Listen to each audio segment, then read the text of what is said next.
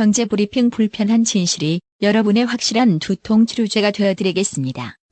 경제 뉴스가 연예 뉴스처럼 쉽게 들리는 그날까지.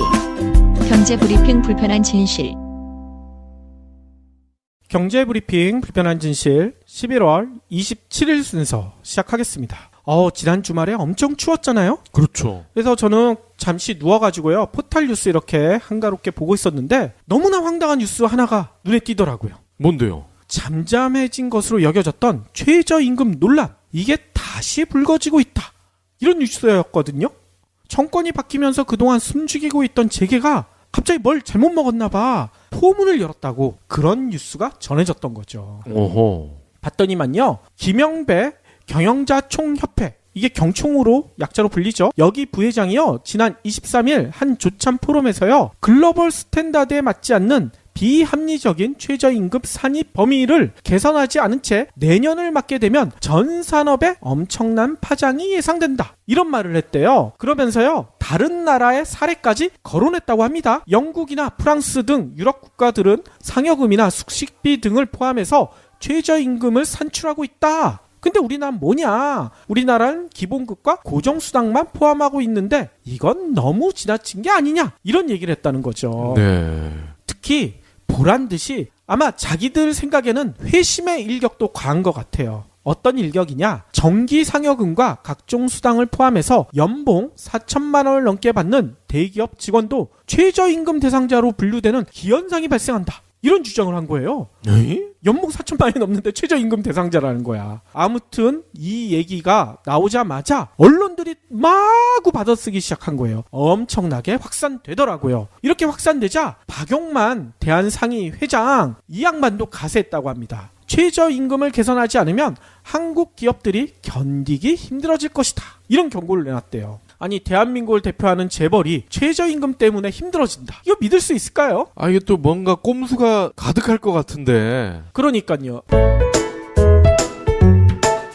아무튼 경총 등 재계가 다시 최저임금에 대해 목소리를 높이자 거의 모든 언론들이 일제히 화답에 나섰더라고요. 제가 몇 가지만 찾아봤더니만요. YTN은요. 연봉 4천만 원 근로자도 최저임금 적용 대상? 이런 기사를 내보냈고요. 조선일보는 최저임금 정규직화 빈대 잡으려다 초과상간 태울라 이런 내용을 써놨고요. 중앙일보도요. 소통 없는 최저임금 재계 더는 못 참아 이런 얘기를 했고요. 서울신문마저도요. 경총 부회장의 쓴소리와 청와대 경총 패싱 이런 사설을 내보냈다고 합니다. 또 파이낸셜 뉴스는요. 사설 통해 경총 입에 또 재갈을 물리지 마라 이런 하소연까지 내보냈다는 거죠. 경제지라서 확실히 제목이 세네. 그러니까요. 오랜만에 목소리를 낸 경총에 다들 한껏 힘을 실어주는 모양새 아니겠습니까? 이대로 가단 한국 경제가 또다시 외환위기와 같은 위험에 빠질 수 있다면서 재계의 충정 어린 목소리, 이게 충정 어린지 모르겠지만 이런 목소리를 문재인 정부가 외면하지 말아라 이렇게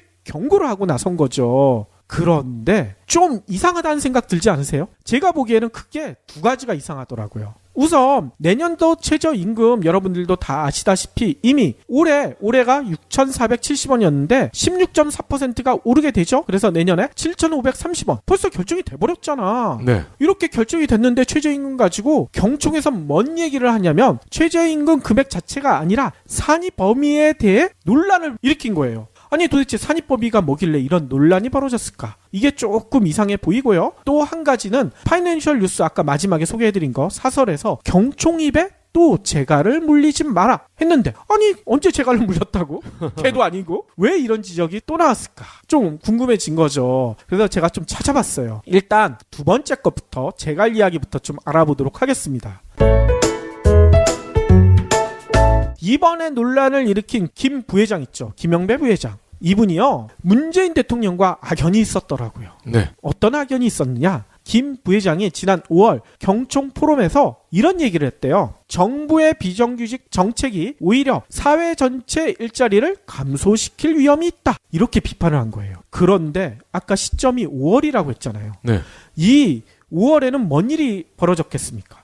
문재인 대통령 취임했을 때 아닙니까? 일자리 정책은 당시 취임한 지 얼마 되지 않았던 문재인 대통령의 업무 지시 1호였잖아요. 그리고 청와대 위민관 집무실에 일자리 상황판 설치해서 매일 챙기고 있다. 이거 모든 언론이 다 이거 보도했었죠. 근데 이게 나오고 얼마 되지 않아서 이 정책에 대해서 이익단체로 불리는 경총이 이걸 비판한 거예요. 이 비판하니까 어떻게 됐겠습니까? 문 대통령이 정색을 했다고 합니다. 그리고요, 문 대통령은 이렇게 발언을 했대요. 경총은 양극화와 청년 실업 문제 등 우리가 아는 모든 일자리 문제에 대해 정부, 노동계와 함께 책임져야 할 분명한 축이고 당사자인데 이에 대한 성찰이나 반성 없이 잘못된 내용을 가지고 갈등을 일으킬 수 있는 발언을 함으로써 정부와 대통령이 주요 국정과제로 추진하고 있는 일자리 문제가 표류하지 않을까 굉장히 염려된다. 이렇게 유감을 표명했다는 거예요. 네. 이게 뭐겠습니까? 청와대가 경총에게 공개 경고한 거 아니겠습니까? 까불지 마라 이거죠. 그렇죠. 이 얘기가 나오자마자 경총은 어떻게 했겠습니까? 깽행한 거죠. 우리가 했던 얘기는 그냥 원론적인 발언이었고 문재인 대통령의 반기 든 거 절대 아닙니다. 이렇게 해명을 했다고 합니다. 원론적인 발언을 왜 해? 그러면 그러니까요. 그렇게 한번 깽행했던 김 부회장이 요번에 또다시 6개월 만에 문 대통령의 반기를 드는 발언 또 한 거예요. 아니 이유가 뭘까요? 6개월마다 깜빡깜빡해서? 그럴 수도 있고요. 또 다른 이유도 있는 것 같아요. 제가 잠깐 옆으로 세서 그 이유부터 한번 좀 살펴볼게요. 한때 경총은요, 우리나라 재계를 대표해 온 것으로 평가를 받아왔잖아요. 근데 최근 들어 이상하게 위상이 크게 흔들리고 있대요. 존재감이 사라지고 있다는 거예요. 이유가 뭘까? 지난 9월에 아주 재미난 일이 있었습니다. 경총이 1호 가입 기업 그리고 초대 회장사 전방이라고 있거든요. 전방이요? 이게 뭐냐면요. 후방의 반대말 아니에요? 후방의 반대말 전방이 아니라 옛날에 전남방직이 바뀐 이름이라고 해요. 근데 이 전남방직이 경총 초대 회장이자 1호 가입 기업인데 이 기업이 탈퇴하겠다. 탈퇴를 해가지고 위기가 불거졌다고 해요. 전방 아시는 분들도 계시겠지만요. 이 기업은요. 1953년에 세워진 섬유업체거든요. 와. 우리나라 최장수 기업 중에 하나로 불리고 있죠. 그리고 창업주인 고 김영주 전 회장이요. 경총 창립을 주도했던 양반이래요. 그래서 경총 초대 회장사였던 거 아니겠습니까? 근데 전방이 경총에 탈퇴서를 제출한 거예요. 당시 보수 언론들은 뭐라고 했냐면요. 새 정부 들어 큰 폭의 최저임금 인상 과정에서 경총이 재계 입장을 제대로 대변하지 못한 거에 대해 전방이 불만을 품고 탈퇴서를 제출했다. 이렇게 얘기를 했어요. 네. 이게 뭐냐면 정부가 너무 세게 최저임금 인상하니까 이거 문제가 생긴 거 아니냐. 이렇게 비판적인 기사를 쏟아낸 거죠. 근데 전방이 진짜 최저임금 인상에 대해서 불만만 가지고 탈퇴서를 제출했을까요? 회사가 망해가서 그런 거 아닐까요? 맞아요. 박 PD가 정확히 보셨어요. 제가 그래서 궁금해서 전방의 실적을 한번 찾아봤어요. 찾아봤더니 진짜 처참합니다. 최근 5년간 실적을 찾아봤더니만요. 2013년에는 73억 원의 흑자. 이 정도면 괜찮죠. 네. 그런데 문제는요. 흑자를 딱 요때만 기록했어. 2012년에는요. 무려 385억 원의 적자. 2014년에도요. 113억 원의 적자. 2015년에도 105억 원의 적자. 2016년 작년에도 125억 원의 적자. 이 회사가 제대로 굴러가겠습니까? 하하. 이유가 뭘까요? 많은 전문가들은 이렇게 지적하죠. 싼 인건비 맛에 들려가지고 기술 개발을 게을리해온 결과다. 회사 운영조차 하기 힘든 상황에 빠지고 있다. 저희 패션 시장의 불편한 진실 얘기해 주시는 장재영 실장님이 이 얘기 많이 하잖아요. 그렇죠. 패션 업체들 기술 개발 전혀 안 한다. 이 얘기 아니겠습니까? 전방도 마찬가지였다는 얘기인 거죠. 근데 전방은요. 이렇게 섬유업종에서 장사가 안 되니까 뭔 짓거리를 했냐면요. 얘네가 이런 것도 했대요. 중고차 매매업, 여행업. 한마디로 사업을 다각화해보겠다. 어이구야. 섬유업체가 말이죠. 중고차나 여행은 그야말로 고수들의 격전지 아닙니까? 그러니까. 근데 사업 다각화라는 뭐 그럴싸한 명목을 갖다 붙여서 했는데 이게 어떻게 되겠습니까? 박 PD가 얘기한 대로 그 고수들한테 다 나가 떨어진 거야. 죄다 실패했다고 해요. 게다가요. 이렇게 실패하는 과정에서 횡령 사건까지 벌어졌다고 합니다. 한마디로 회사가 이미 어려워질 대로 다 어려워진 거예요. 이 얘기가 뭐겠습니까? 전방 입장에서는요. 어차피 경총에 가입해 있으면 매년 비싼 회원비 이게 얼마인지는 정확히 모르겠지만 엄청 내야 되거든요. 네. 이 여력조차 없는 거예요. 매년 100억 원 이상 적자가 나는 회사가 회비 낼 수가 있겠습니까? 그런데 이 울고 싶은데 뺨 때려주는 식으로 최저임금 인상된다는 소식이 들리자마자 탈퇴서를 낸 거예요. 이게 뭔 얘기냐면 최저임금 인상으로 경영이 나빠질 것을 걱정해서 탈퇴한 게 아니라 이미 경영이 나빠져서 탈퇴하고 싶은 마음이 굴뚝 같았으나 1호 기업이고 초대 회장사고 이 이미지 때문에 이거 못하고 있었는데 최저임금 인상이라는 고마운 얘기가 나오자마자 잘됐다. 요참에 탈퇴해버려야 되겠다. 이렇게 탈퇴한 거란 거예요. 그러니까 앞뒤가 바뀌었군요. 그러니까요. 이 실적만 봐도 이거 뻔히 보이는 얘기 아닙니까? 근데 대부분의 언론들은 이 실적 얘기는 싸그리 삭제해버리고 최저임금 문제만 거론하고 있는 거죠.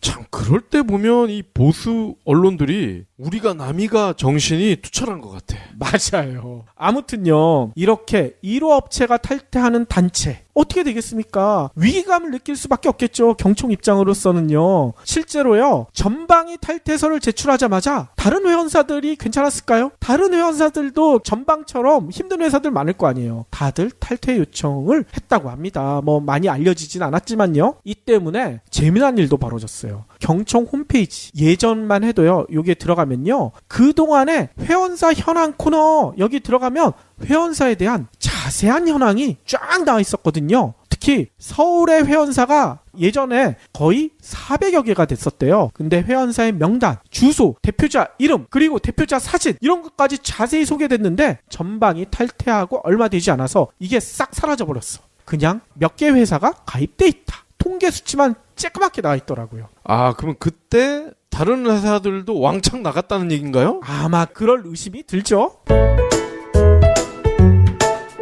뿐만 아니라 경총이 위기감을 느끼는 이유가 또 있습니다.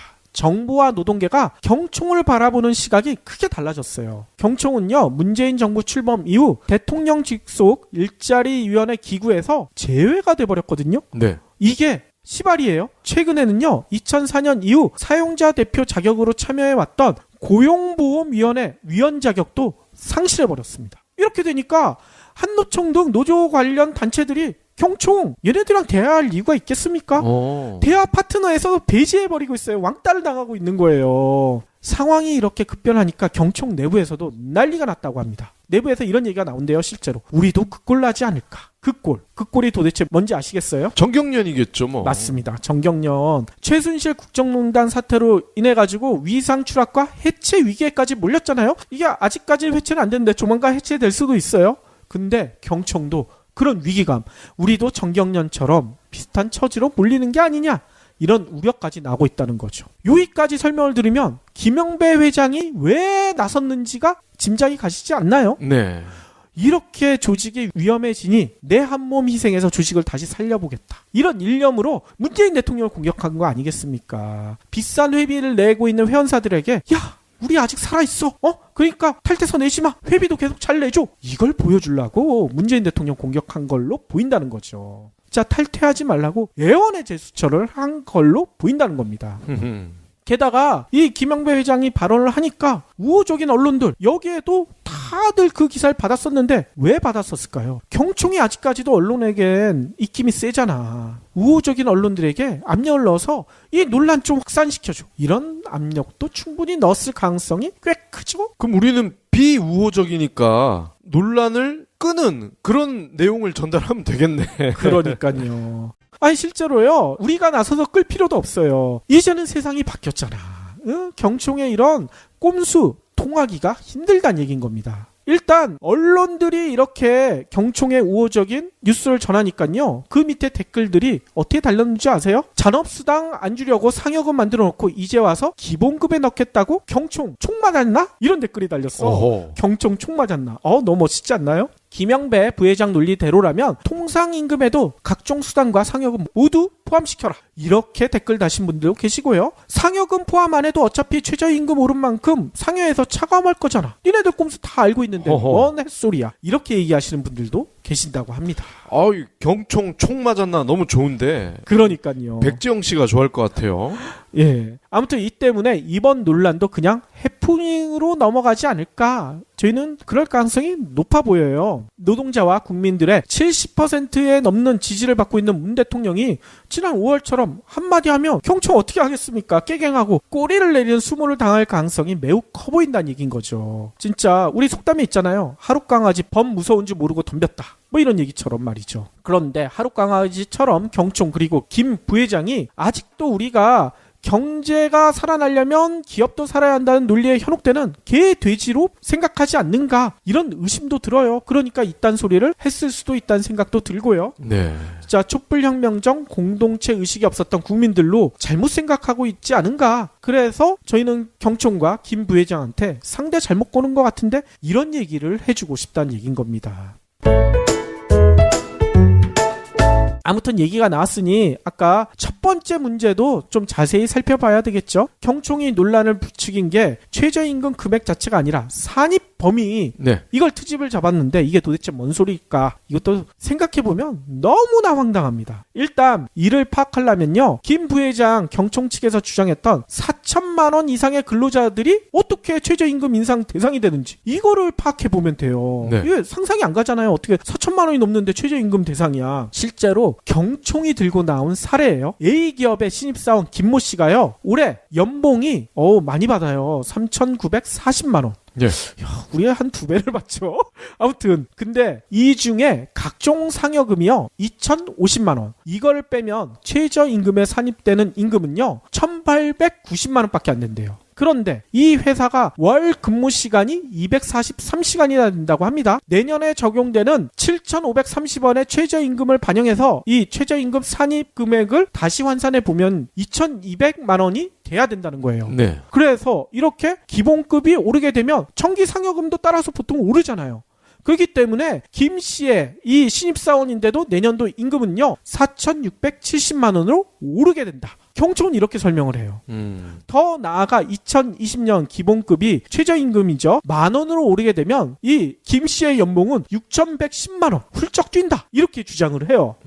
아니 신입사원 연봉이 4,670만 원. 아 진짜 부럽죠? 자, 근데 벌써 허점이 많이 보이는데요? 그러니까요. 아니 일각에서는 이렇게 얘기하실 수도 있어요. 신입사원이 진짜 이렇게 많이 받으면 기업이 어떻게 운영이 되겠어. 뭐 이렇게 생각할 수도 있는데 박 PD 얘기처럼 허점이 너무나 크게 보이죠. 그러게요. 일단 아까 경총의 사례, 경총이 지네들 설명한 거에서도 너무 어이가 없죠. 기본급보다 상여금이 더 많어.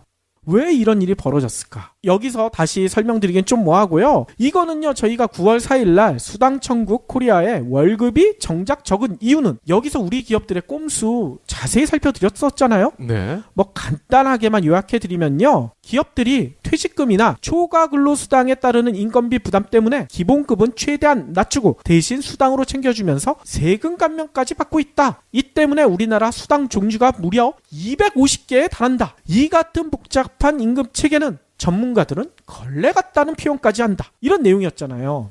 이처럼요. 퇴직금, 초과 근무 수당, 세금 주려고 꼼수를 써서 기형적인 아까 표현대로 걸레 같은 임금 체계를 만든 곳이 노동계가 아니거든요. 재계가 지네들 필요에 의해서 만들었거든요. 근데 갑자기 최저임금에서만큼은 이거 문제가 있어. 상여금을 여기 포함하자. 이렇게 나서는 거 말이 됩니까? 지네가 만들어 놓고서 이렇게. 그러게요. 또 앞서 네티즌들이 지적한 대로요. 아니 그러면 최저임금에만 포함시키지 말고요. 통상임금에도 이거 포함시키면 돼요. 근데 재계가 지금 어떻게 하고 있습니까? 예전 방송에도 알려드렸지만 기아차 통상임금 소송에서 재계가 패소했죠. 이거 통상임금에 포함시켜야 된다고 재판부가 판단을 내렸죠. 그런데도 재계는요. 이 통상임금 소송 각 업체별로 아직도 계속하고 있어요.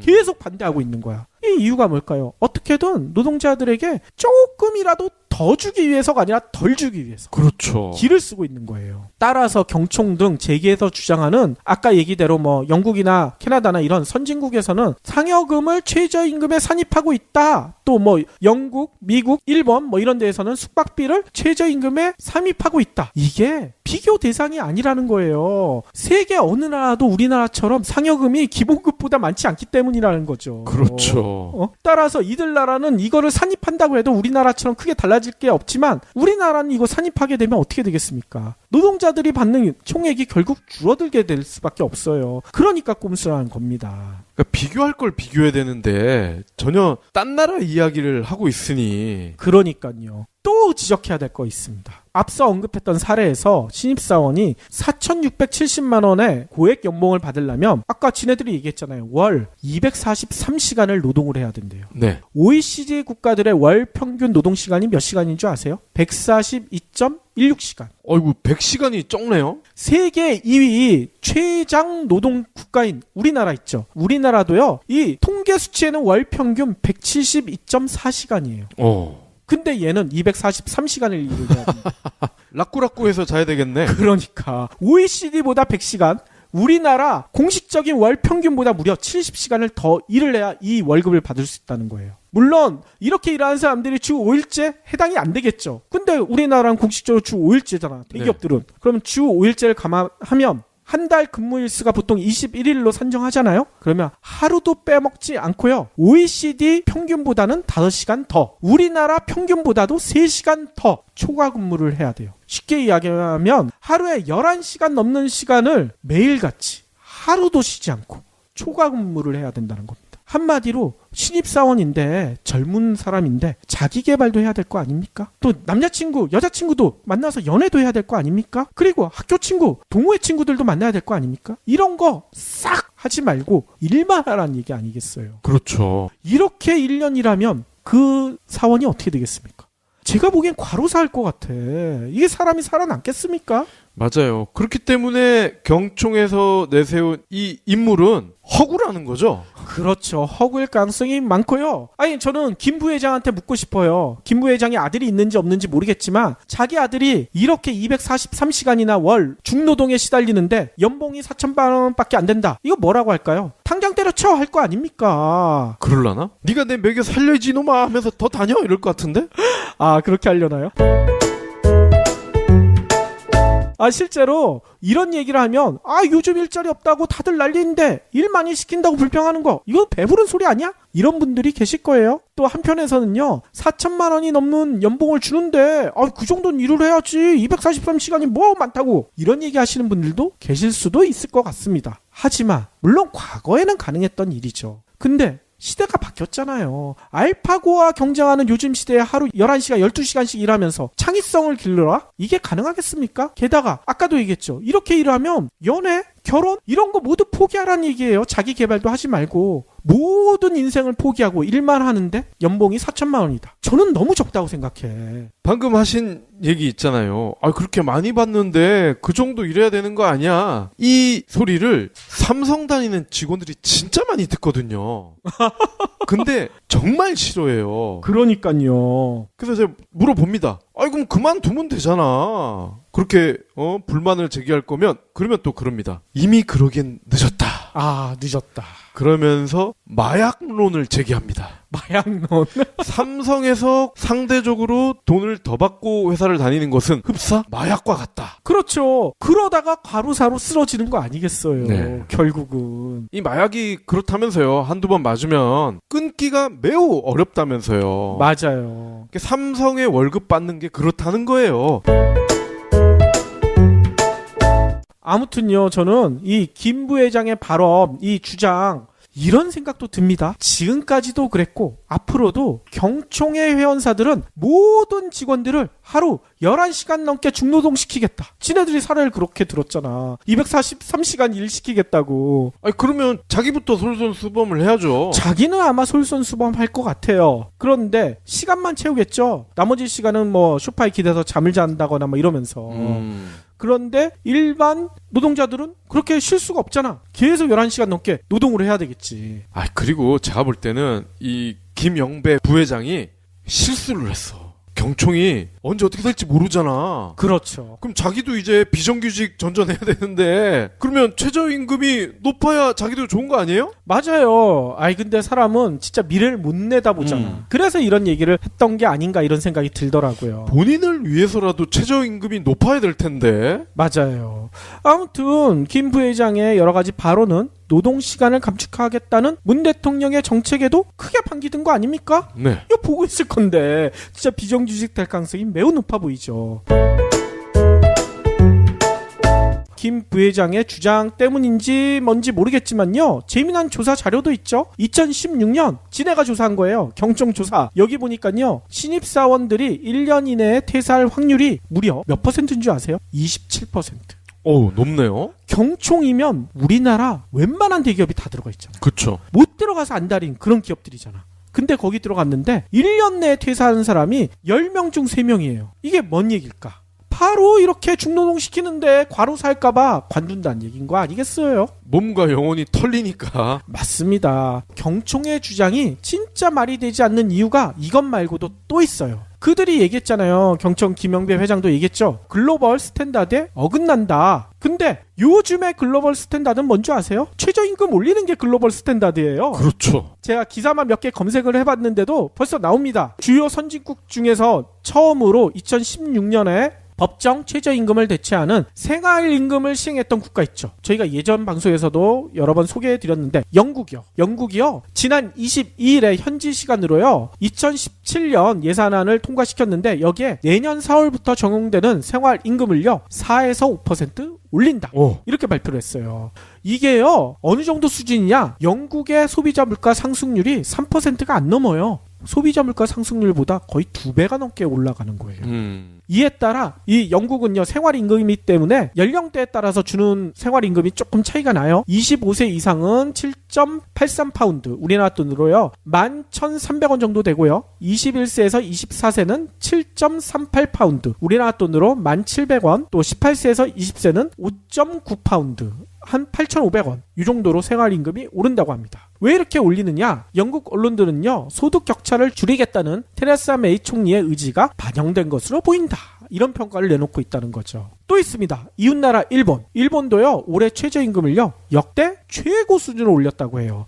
지난해보다 25엔 이렇게 올려가지고요 848엔 우리나라 돈으로 8,470원 정도로 결정한 거죠. 일본의 최저임금 인상률은요 지난해 이어 2년 연속 3%가 넘었다고 합니다.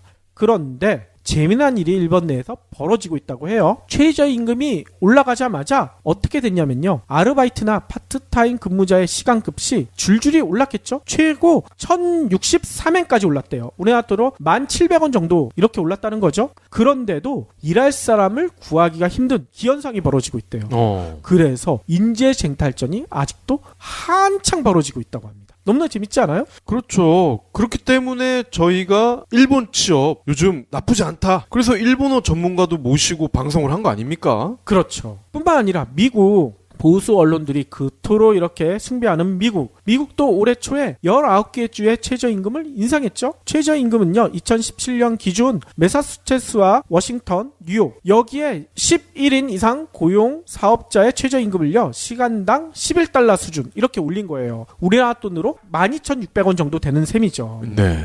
아니 이렇게 최저임금을 인상한 게 선진국들만의 일일까요? 그게 아니라고 합니다. 우리나라와 장시간 노동 1위짜리를 다투고 있는 나라 있죠.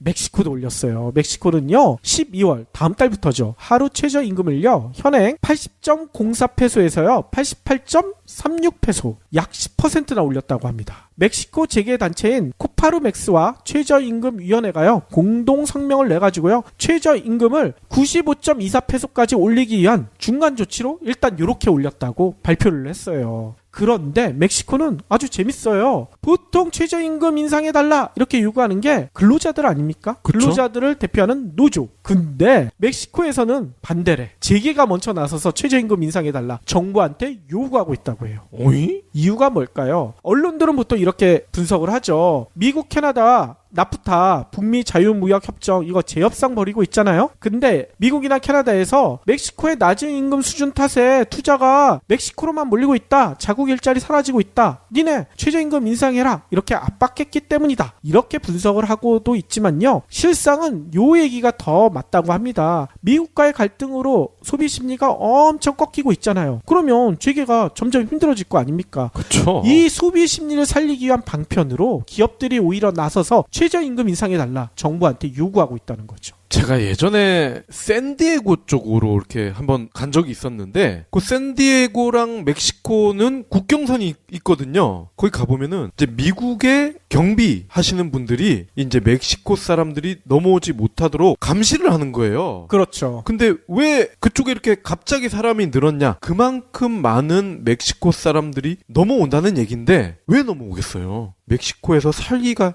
힘들기 때문에 알바 해봤자 새끼 밥 먹고 나면 더 이상 쓸 돈이 없는 거야. 그렇죠. 그러느니 죽을지도 모르는 리스크를 각오하더라도 일단 미국 안으로 들어오면 방금도 보셨잖아요. 최저임금 차이가 2.5배 정도는 나잖아요. 불법 체류자가 될지언정 2.5배에 달하는 임금을 받고 싶다. 이거거든요. 그렇기 때문에 멕시코도 이렇게 올려주는 게 정말 바람직한 거죠. 그렇죠. 자기 경제를 살리기 위해서죠. 뿐만 아니라 또 놀라운 점도 있어요. 우리나라 기업들이 저임금에 또 젊고 풍부한 노동력이 있는 곳이다. 동남아시아 국가들. 근데 동남아시아 국가들도요. 최저임금을 지속적으로 올리고 있다고 해요. 인도네시아 같은 경우에는요. 2018년 최저임금을요. 8.71% 인상하기로 확정했다고 합니다. 뿐만 아니라 베트남도요. 내년 1월부터 최저임금을요. 올해보다 평균 6.5% 이렇게 올린대요. 필리핀도 마찬가지예요. 필리핀은 각 부분별로 최저임금이 조금 다른데 비농업 부분은 4.27%, 농업 부분은 4.63% 이렇게 올린다고 해요.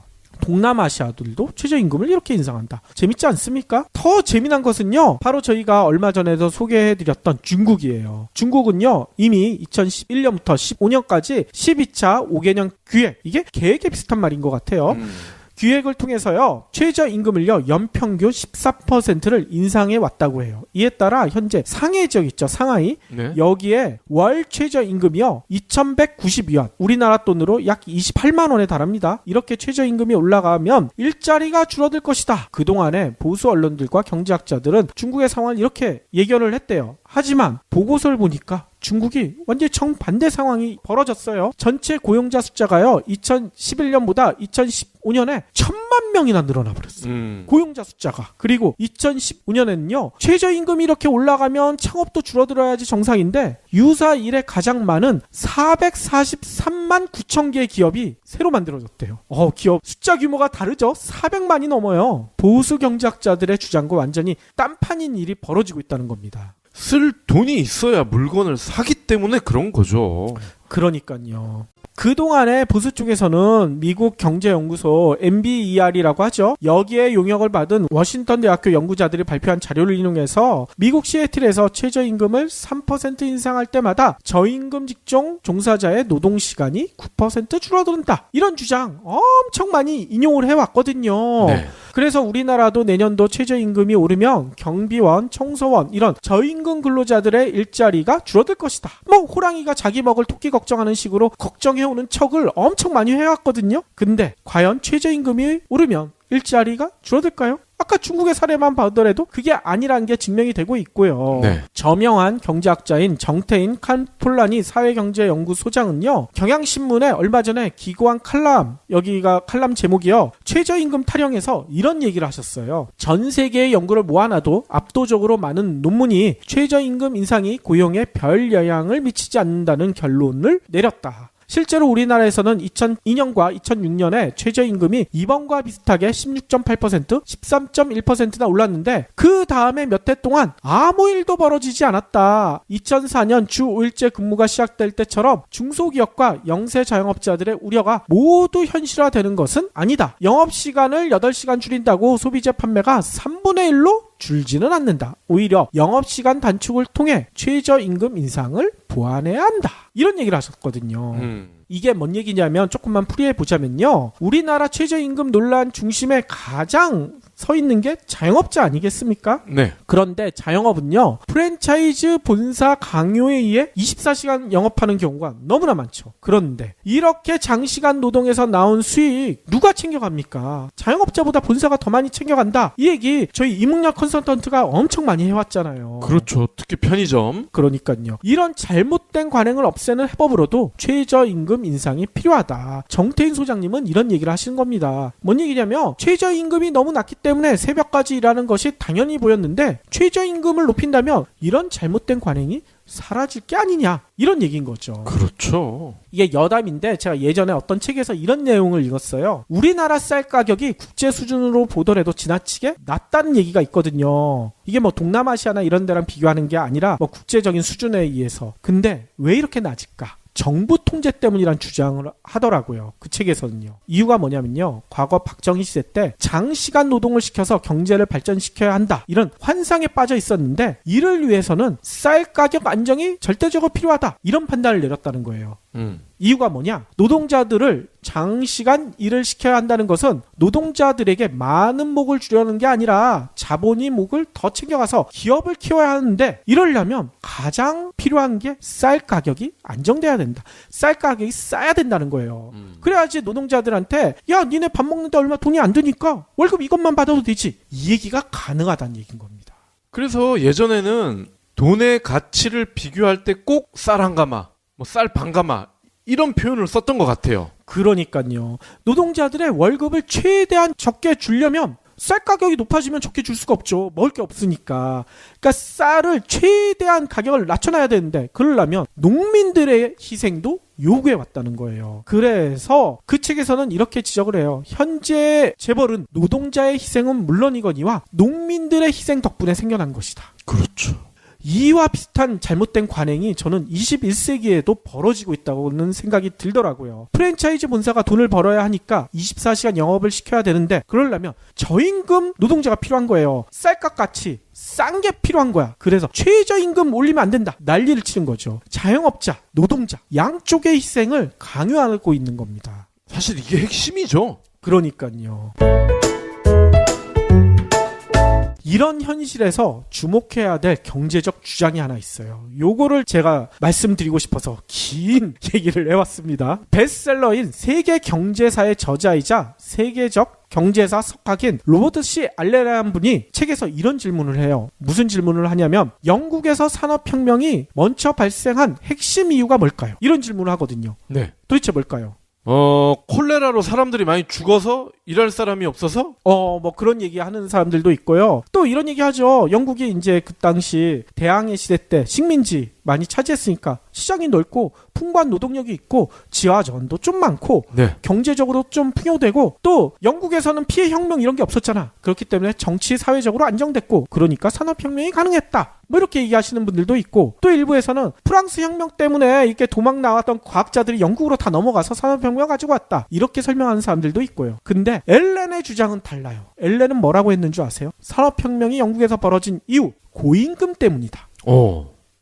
좀 이상하죠? 이게 왜 고임금 때문일까요? 당시 영국은요 상대적으로 세계 다른 나라에 비해 고임금을 주고 있었대요. 그때 노동자 숫자가 팍 줄어들었기 때문에 일할 사람이 줄어든 거야. 그렇기 때문에 고임금을 줄 수밖에 없는 상황이었다고 합니다. 그래서 기업가들은요 고임금에 대응하기 위해서 자본주의적인 기술 개발에 적극 나섰다는 거예요. 실제로 증기기관이나 기계 설비가 개발됐을 때도 다른 나라는 영국보다 도입이 늦었다고 해요. 이유가 뭘까요? 그 나라에서는요 노동자들이 저임금 임금이 적었기 때문에 굳이 기계를 도입할 이유가 없었다는 거야. 네. 그래가지고 그냥 노동자들을 이용하는 게 훨씬 비싼 기계를 들여오는 것보다 낫다고 판단했기 때문이란 겁니다. 아니 이런 설명을 하면 아이 기계 파괴 운동은 어떻게 된 것이냐, 러다이트 운동은 어떻게 된 것이냐 이런 얘기 하시는 분들도 있을 텐데요. 기계에게 일자리를 빼앗겨서 문제가 되지 않았느냐 이런 주장에 대해서는 이런 설명이 가능하죠. 산업혁명이 일어나서 기계가 등장했다고 영국의 일자리가 줄어들었을까요?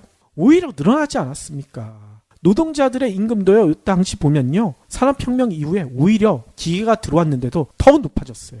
그 이유가 뭐냐? 엘렌은 이렇게 설명합니다. 산업구조가 한 단계 도약했기 때문이다. 산업혁명 덕분에 진짜 산업계에 혁명이 일어난 덕분이다. 이렇게 설명을 하는 거예요. 좀 이해가 가시죠? 노벨 경제학상 수상자이자 거대한 불평등이라는 책으로 유명한 조지프 스티글리츠도요 비슷한 주장을 해요. 현재 세계 경제가 기술적, 제도적 이유로 지대추구적인 경제로 나아가고 있다. 이거에 대해서 엄청나게 우려하고 있거든요. 이게 뭐냐면 돈 놓고 돈 먹기 머니게임에 빠지면서 그냥 노동자들만 착취해가지고 돈만 벌면 된다. 이렇게 생각하는 기업가, 자본가들이 너무나 많다는 거죠. 네. 이렇게 되면 아까 얘기한 대로 기계가 등장해도 프랑스나 이런 데에서는 기계 빨리 도입 안 했잖아. 노동자 부려먹는 게 훨씬 싸니까. 산업혁명 같은 게 기대하기 힘들어진다는 얘기인 겁니다. 사회가 한마디로 진보하지 못하고 정치한다는 거예요. 그렇죠. 따라서 스틸글리츠는요, 지금이라도 저임금 노동자의 임금을 올리는 게 시급하다, 이렇게 강조를 해요. 산업혁명과 같은 또 한 번의 도약을 위해서. 소수를 위해 다수를 희생을 강요하는 국가는 존재 가치가 없다. 이렇게 강력한 주장도 하고요. 새로운 진보를 위해서 최저임금 인상은 모든 나라에 반드시 필요한 이야기다, 이런 주장을 하시죠. 이거 충분히 공감할 수 있는 이야기 아닌가요? 그럼요. 그리고 이렇게 자본을 축적하기 위해서 노동자들을 억압하고 이런 거 물론 1차 산업 때까지는 분명히 효과가 있을 겁니다. 2차까지도 있을 수 있어요. 하지만 3차, 4차 고차원으로 갈수록 이거는 오히려 역효과가 난다는 거죠. 그러니까요. 제가 자료를 찾다 보니까요, 우리나라 복지국가소사이어티 공동대표를 맡고 계신 이상희 제주대 의학전문대학원 교수가요, 최근 카톨릭 평화방송 열린세상 오늘 김혜영입니다에 출연해서 이런 말씀을 하셨더라고요. 이 말씀이 참 공감이 가서 여러분들과 함께 할까 하는데요. 살짝만 요약을 해볼게요. 2017년 현재 최저임금도 못 받는 근로자가 313만 명으로 전체 노동자의 16.3%에 달할 것으로 한국은행이 추산했는데요. 최저임금이 16.4%나 오르는 2018년에는 최저임금을 못 받는 노동자가 더 늘어날 개연성이 큽니다. 그렇다고 해서 최저임금도 주지 못하는 영세 기업이나 사양 산업을 좀비처럼 더 연명시키는 것이 옳은 일인지 반문하지 않을 수 없는데요. 뿐만 아니라 이들 때문에 최저임금 이상 임금을 충분히 줄 여력이 있는 중소기업이나 대기업들조차 낮은 수준의 최저임금을 핑계로 저임금 수준을 유지하는 현재의 상황이 과연 바람직한지, 이런 문제 제기도 있단 말이죠. 결국 극단적인 임금 불평등을 온전시키는 지금의 낮은 최저임금 수준을 그대로 유지하게 되면 경제 생태계의 혁신이 어려워진다는 사실을 명심할 필요가 있습니다. 스웨덴 같은 선진 복지 국가들에선 같은 수준의 최저임금 또는 사회적으로 합의된 평균 임금을 지급할 능력이 되지 못하는 생산성이 낮은 기업이나 사양업체들은 문을 닫는 게 당연하다고 여깁니다. 이게 바로 창조적 파괴이고 혁신 성장의 과정입니다. 진짜 공감되지 않습니까? 그렇죠. 진짜 이 얘기는요, 다시 말씀을 드리자면요, 최저임금 문제가 단순히 저임금 노동자의 소득을 조금 올려주자, 이런 소극적인 의미가 아니라요, 창조적 파괴이고 혁신이라는 말, 이걸로 받아들여야 된다는 얘기인 거죠. 물론 이런 주장을 하면 그러면 자영업자 다 죽으라는 거냐, 이렇게 반문하시는 분들도 계실 텐데요. 그렇게 얘기하시는 분들도 우리나라의 자영업자가 과도히 많다는 점은 동의하실 겁니다. 이거 네. 동의하지 않는 분들이 없잖아요. 이문열 창업 컨설턴트도요, 자영업 창업은 최후의 수단이라며 말리고 있지 않습니까? 따라서 최저임금 인상을 통해 노동자들이 자영업에 내몰리지 않도록 산업 구조를 고도화하는 게 우리 사회가 나아갈 방향이 아닌가, 이런 생각이 든다는 겁니다. 자영업보다는 기업에서 더 오래 일을 할 수 있는 그런 사회가 더 안정적이지 않겠습니까? 그렇죠. 그리고 고차 산업으로 갈수록 임금이 높아질 수밖에 없다고 말씀을 드렸잖아요. 이거 진짜 우리나라 재계, 오너, 특히 동선이 같은 애들, 이런 애들이 명심해야 돼. 그렇죠. 지금 이 상태로 계속 유지가 된다는 얘기는 당신들이 하고 있는 산업 자체가 저차원이라는 겁니다. 맞아요. 즉 계속 성장, 지속 가능성이 없다는 거예요. 그렇죠. 그래서 저는 이런 얘기들을 보면서 갑자기 두려워지는 곳이 생겼어요. 두려워지는 곳이 어디냐? 바로 중국입니다. 네. 아까도 얘기했잖아요. 중국이 급격히 최저임금을 올리고 있다. 이게 뭔 얘기냐면요, 저는 이런 생각이 들어요. 대륙의 실수로 우리를 벌써 여러 번 깜짝 놀래키게 했잖아요, 중국이. 네. 그리고 지난 토요일 날 환반명성의 불편한 진실에서 소개했듯이 전 세계 의료기술, 그리고 다른 최첨단 기술도 빨아들이고 있다는 얘기 드렸었죠. 그렇죠. 근데 중국이 더 나아가 최저임금 인상을 통해서 창조적 파괴에 나선다. 와, 우리가 오히려 중국보다 더 못해지지 않을까, 이런 두려움이 생긴다는 거죠.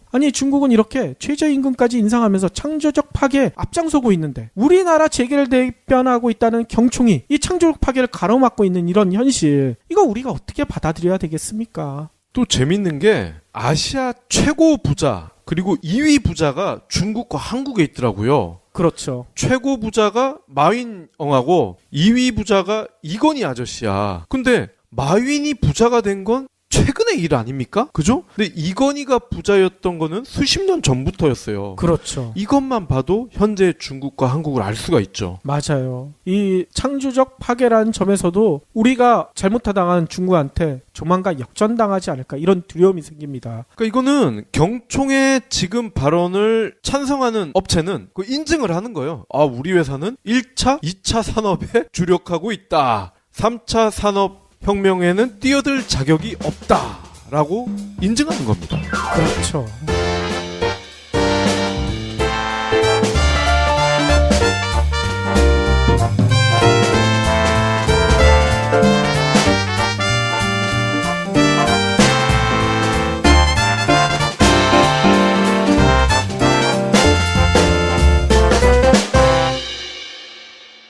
경제브리핑 불편한 진실 완주해주셔서 감사합니다. 하트 투척, 댓글 남기기, 계좌 후원 등 다양한 방법으로 힘을 보태주세요. 계좌 정보는 경제브리핑 팟빵 공지 코너에 있습니다. 여러분의 응원, 콘텐츠로 보답하겠습니다.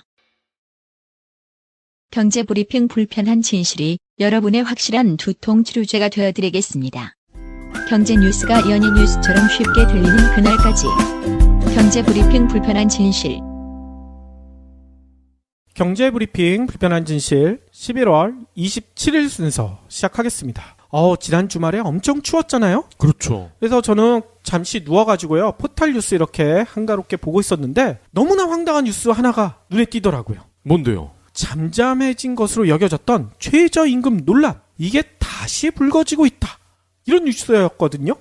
정권이 바뀌면서 그동안 숨죽이고 있던 재계가 갑자기 뭘 잘못 먹었나 봐. 포문을 열었다고 그런 뉴스가 전해졌던 거죠. 오호. 봤더니만요. 김영배 경영자총협회, 이게 경총으로 약자로 불리죠. 여기 부회장이요. 지난 23일 한 조참 포럼에서요. 글로벌 스탠다드에 맞지 않는 비합리적인 최저임금 산입 범위를 개선하지 않은 채 내년을 맞게 되면 전 산업에 엄청난 파장이 예상된다. 이런 말을 했대요. 그러면서요. 다른 나라의 사례까지 거론했다고 합니다. 영국이나 프랑스 등 유럽 국가들은 상여금이나 숙식비 등을 포함해서 최저임금을 산출하고 있다. 근데 우리나라는 뭐냐? 우리나라는 기본급과 고정수당만 포함하고 있는데 이건 너무 지나친 게 아니냐? 이런 얘기를 했다는 거죠. 네. 특히 보란 듯이 아마 자기들 생각에는 회심의 일격도 과한 것 같아요. 어떤 일격이냐? 정기 상여금과 각종 수당을 포함해서 연봉 4천만 원을 넘게 받는 대기업 직원도 최저임금 대상자로 분류되는 기현상이 발생한다. 이런 주장을 한 거예요. 에이? 연봉 4천만 원이 넘는데 최저임금 대상자라는 거야. 아무튼 이 얘기가 나오자마자 언론들이 마구 받아쓰기 시작한 거예요. 엄청나게 확산되더라고요. 이렇게 확산되자 박용만 대한상의 회장 이 양반도 가세했다고 합니다. 최저임금을 개선하지 않으면 한국 기업들이 견디기 힘들어질 것이다. 이런 경고를 내놨대요. 아니 대한민국을 대표하는 재벌이 최저임금 때문에 힘들어진다. 이거 믿을 수 있을까요? 아, 이게 또 뭔가 꼼수가 가득할 것 같은데. 그러니까요. 아무튼 경총 등 재계가 다시 최저임금에 대해 목소리를 높이자 거의 모든 언론들이 일제히 화답에 나섰더라고요. 제가 몇 가지만 찾아봤더니만요. YTN은요. 연봉 4천만 원 근로자도 최저임금 적용 대상? 뭐 이런 기사를 내보냈고요. 조선일보는 최저임금 정규직화 빈대 잡으려다 초과상간 태울라 뭐 이런 내용을 써놨고요. 중앙일보도요. 소통 없는 최저임금 재계 더는 못 참아 뭐 이런 얘기를 했고요. 서울신문마저도요. 경총 부회장의 쓴소리와 청와대 경총 패싱 뭐 이런 사설을 내보냈다고 합니다. 또 파이낸셜 뉴스는요. 사설 통해 경총 입에 또 재갈을 물리지 마라 이런 하소연까지 내보냈다는 거죠. 경제지라서 확실히 제목이 세네. 그 6개월 만에 문 대통령의 반기를 드는 발언 또 한 거예요. 아니 이유가 뭘까요? 6개월마다 깜빡깜빡해서? 그럴 수도 있고요. 또 다른 이유도 있는 것 같아요. 제가 잠깐 옆으로 세서 그 이유부터 한번 좀 살펴볼게요. 한때 경총은요. 우리나라 재계를 대표해 온 것으로 평가를 받아왔잖아요. 근데 최근 들어 이상하게 위상이 크게 흔들리고 있대요. 존재감이 사라지고 있다는 거예요. 이유가 뭘까? 지난 9월에 아주 재미난 일이 있었습니다. 경총이 1호 가입 기업 그리고 초대 회장사 전방이라고 있거든요. 전방이요? 이게 뭐냐면요. 후방의 반대말 아니에요? 후방의 반대말 전방이 아니라 옛날에 전남방직이 바뀐 이름이라고 해요. 근데 이 전남방직이 경총 초대 회장이자 1호 가입 기업인데 이 기업이 탈퇴하겠다. 탈퇴를 해가지고 위기가 불거졌다고 해요. 전방 아시는 분들도 계시겠지만요. 이 기업은요. 1953년에 세워진 섬유업체거든요. 와. 우리나라 최장수 기업 중에 하나로 불리고 있죠. 그리고 창업주인 고 김영주 전 회장이요. 경총 창립을 주도했던 양반이래요. 그래서 경총 초대 회장사였던 거 아니겠습니까? 근데 전방이 경총에 탈퇴서를 제출한 거예요. 당시 보수 언론들은 뭐라고 했냐면요. 새 정부 들어 큰 폭의 최저임금 인상 과정에서 경총이 재계 입장을 제대로 대변하지 못한 거에 대해 전방이 불만을 품고 탈퇴서를 제출했다. 이렇게 얘기를 했어요. 네. 이게 뭐냐면 정부가 너무 세게 최저임금 인상하니까 이거 문제가 생긴 거 아니냐. 이렇게 비판적인 기사를 쏟아낸 거죠. 근데 전방이 진짜 최저임금 인상에 대해서 불만만 가지고 탈퇴서를 제출했을까요? 회사가 망해가서 그런 거 아닐까요? 맞아요. 박 PD가 정확히 보셨어요. 제가 그래서 궁금해서 전방의 실적을 한번 찾아봤어요. 찾아봤더니 진짜 처참합니다. 최근 5년간 실적을 찾아봤더니만요. 2013년에는 73억 원의 흑자. 이 정도면 괜찮죠. 네. 그런데 문제는요. 흑자를 딱 요때만 기록했어. 2012년에는요. 무려 385억 원의 적자. 2014년에도요. 113억 원의 적자. 2015년에도 105억 원의 적자. 2016년 작년에도 125억 원의 적자.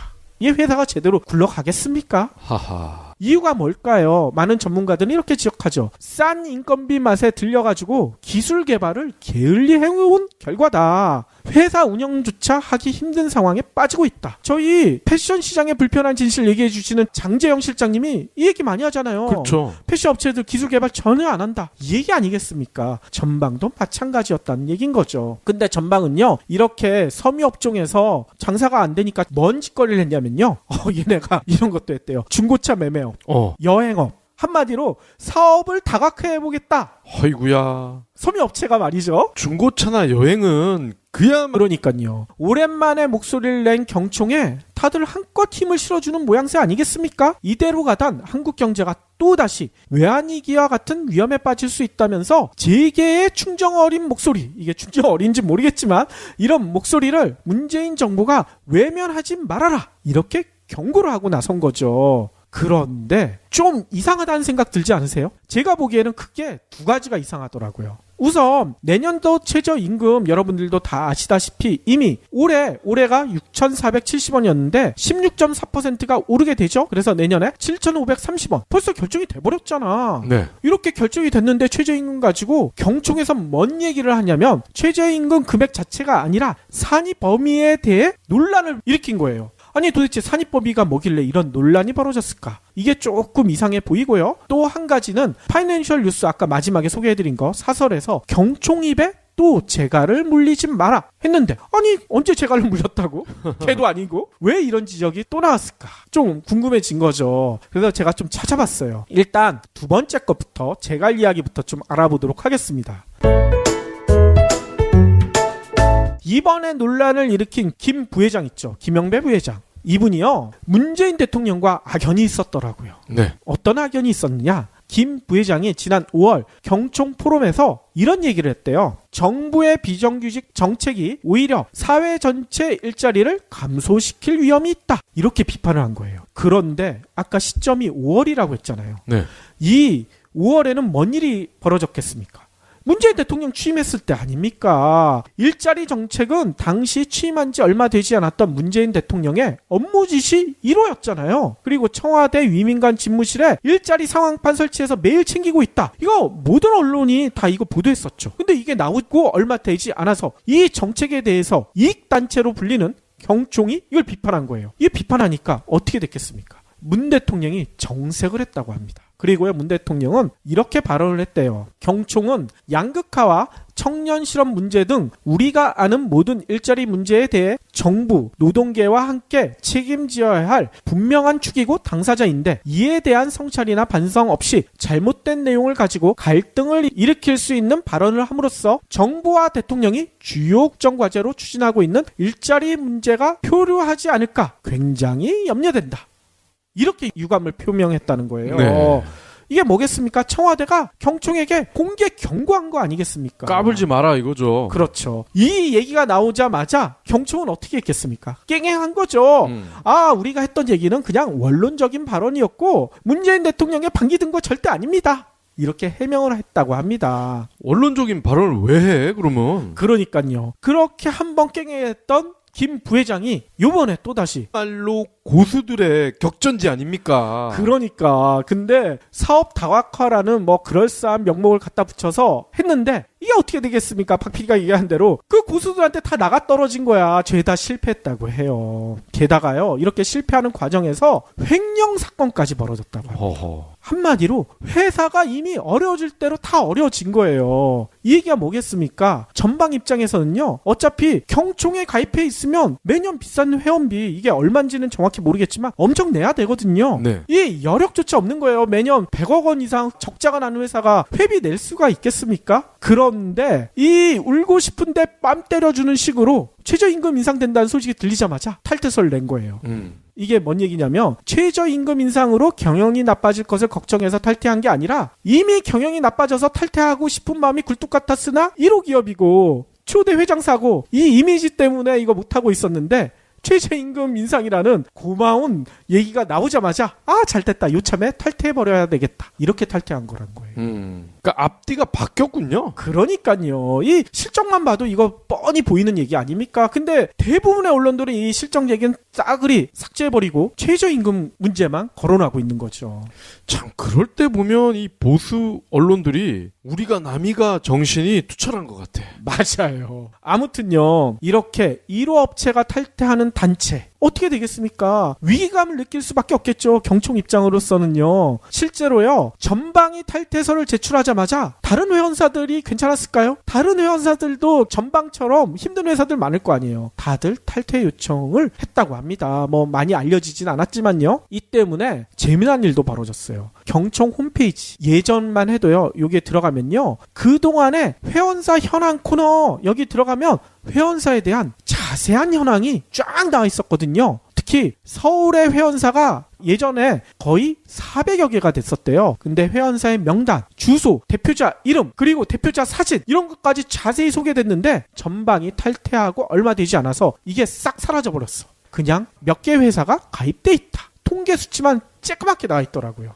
그러면 그때 다른 회사들도 왕창 나갔다는 얘기인가요? 아마 그럴 의심이 들죠. 뿐만 아니라 경총이 위기감을 느끼는 이유가 또 있습니다.